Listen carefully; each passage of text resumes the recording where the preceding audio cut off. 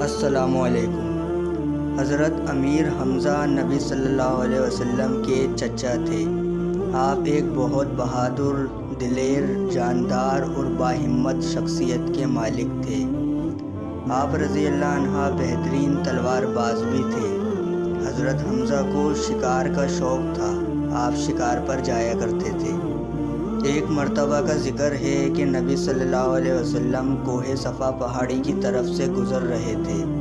رستے میں ابو جہل نے آپ کو آتے دیکھا تو نبی صلی اللہ علیہ وسلم سے بدتمیزی کی، بہت برا سلوک کیا۔ آپ صلی اللہ علیہ وسلم کے سر پر کوئی چیز مار دی، جس کی وجہ سے آپ کے سر سے خون نکلنے لگا۔ نبی صلی اللہ علیہ وسلم اس وقت گھر آ گئے۔ جب حضرت حمزہ شکار سے واپس لوٹ رہے تھے تو ان کو ایک خاتون نے خبر دی کہ آپ کے بھتیجے کے ساتھ آج ابو جہل نے بہت برا سلوک کیا۔ جب آپ کو ساری بات کا پتہ چلا تو آپ کو بڑا غصہ آیا۔ آپ ابو جہل کے پاس پہنچے۔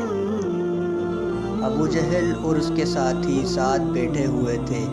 اچانک حضرت امیر حمزہ نے آ کر ابو جہل کے سر پر کمان ماری اور کہا، تیری ہمت کیسے ہوئی میرے بھتیجے کے ساتھ بدسلوکی کرنے کی؟ اس کی وجہ سے ابو جہل کا سر پھٹ گیا۔ ابو جہل کے کچھ ساتھیوں نے بیچ میں آنے کی کوشش کی، لیکن ابو جہل نے انہیں روک دیا اور کہہ دیا کہ میں نے ان کے بھتیجے کے ساتھ غلط کیا، کیونکہ وہ جانتا تھا ابھی تو یہ اکیلے ہیں، اگر ان سے جھگڑا کیا تو قریش میں آپس میں ہی جھگڑا ہو سکتا ہے۔ بہرحال حضرت حمزہ نبی صلی اللہ علیہ وسلم کے پاس پہنچے اور کہا، بھتیجے میں ابو جہل سے آپ کا بدلہ لے آیا، میں نے اس کا سر پھاڑ دیا۔ آپ صلی اللہ علیہ وسلم نے کہا، چچا مجھے اس بات کی کوئی خوشی نہیں کہ آپ نے ابو جہل سے میرا بدلہ لیا۔ تو حضرت حمزہ نے پوچھا، پھر کس بات سے آپ کو خوشی ہوگی؟